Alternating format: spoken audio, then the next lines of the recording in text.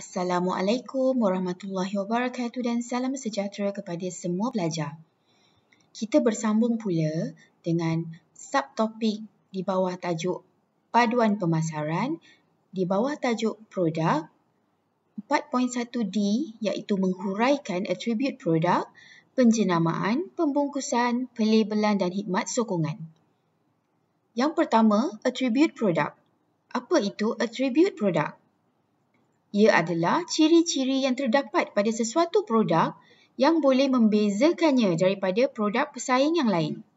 Contohnya, produk tersebut lebih tahan lama atau lebih murah atau sangat sedap atau ia berprestasi tinggi dan mempunyai prestij.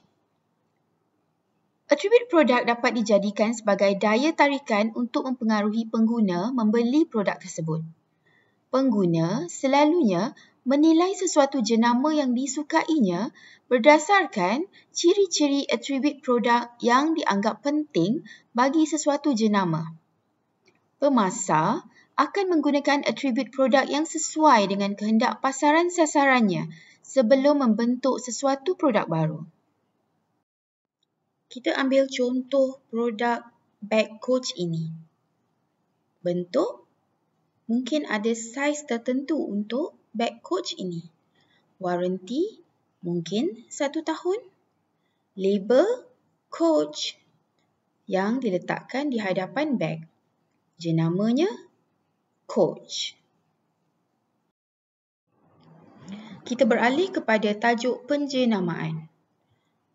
Jenama ialah apa sahaja nama, istilah, tanda, perkataan, simbol atau reka bentuk atau kombinasi daripadanya yang digunakan untuk memperkenalkan dan membezakan produk atau perkhidmatan sesuatu firma.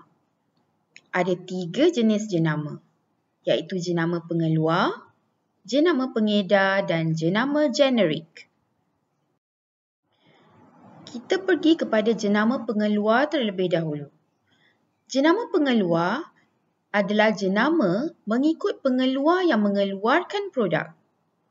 Jenama dicipta dan dimiliki oleh pengilang yang mengeluarkan produk itu sendiri. Contohnya, jenama-jenama untuk kereta Proton, untuk produk di bawah IBM, produk-produk keluaran Hitachi dan produk-produk keluaran Panasonic diletakkan sendiri oleh syarikat-syarikat tersebut. Contoh lain ialah laptop Dell, air mineral Spritzer, air tin Pepsi dan rempah kari Babas. Jenis jenama yang kedua ialah jenama pengedar, iaitu jenama mengikut pengedar yang menjual produk di pasaran. Jenama ini diberikan oleh orang tengah seperti peruncit atau pemborong. Mereka ini tidak mempunyai kilang pengeluaran tetapi menjual dengan jenama mereka sendiri. Contohnya, produk-produk dengan jenama Tesco dan Aeon. Ketiga, jenama generik, iaitu produk yang tidak mempunyai jenama sebenarnya. Pengguna tidak memilih produk berdasarkan jenama. Produk mempunyai ciri-ciri ringkas berdasarkan fungsinya. Contohnya, garam yang tiada apa-apa tanda pengenalan jenama, telur dan selipar. Kita lihat contoh untuk produk jenama pengedar, iaitu Tesco. Tesco mengedarkan produk lampin pakai buang untuk bayi dengan jenama Tesco. Ini pula adalah produk-produk yang dijenamakan oleh Aeon. Ini pula adalah contoh jenama generik seperti bawang putih, kentang, bawang merah, cili kering dan sayur-sayuran. Kita lihat tujuan penjenamaan pula. Kenapa diletakkan jenama? Yang pertama, untuk mengenal pasti dan membezakan produk suatu firma dengan firma pesaing yang lain. Contohnya, syarikat Honda menjenamakan kereta-kereta Hondanya supaya pengguna dapat membezakannya dengan kereta syarikat Toyota dan kereta syarikat Nissan. Kedua, untuk menggambarkan nilai sesuatu produk, pembeli akan menilai prestasi, keselamatan dan prestij sesuatu produk. Contohnya, pembeli Mercedes akan menghargai nilai ketinggian, nilai prestasi, keselamatan dan prestij kereta Mercedes berbanding kereta-kereta yang lain. Yang ketiga, untuk menggambarkan status pembeli produk tersebut. Contohnya, jenama Porsche menggambarkan kekayaan seseorang pengguna. Sekarang kita lihat pula pembungkusan. Pembungkusan ini merujuk kepada aktiviti mencipta dan menghasilkan sesuatu bekas atau pembungkus sesuatu produk. Ada 3 jenis pembungkusan ya. Yang pertama, pembungkusan primer. Kedua, pembungkusan sekunder. Dan yang ketiga, pembungkusan penghantaran. Pembungkusan primer ialah pembungkusan termasuk bekas utama. Contohnya, tiub ubat gigi Darlie. Pembungkusan sekunder ialah kotak yang membungkus bekas utama. Ia akan dibuang apabila produk hendak digunakan. Contohnya, kotak cardboard nipis ubat gigi Darlie. Ketiga, pembungkusan penghantaran, iaitu kertas tebal yang diperlukan untuk menyimpan, mengenal pasti dan menghantar produk kepada pembeli. Contohnya, kotak corrugated yang mengandungi 6 dozen ubat gigi Darlie. Kita lihat pula pelabelan.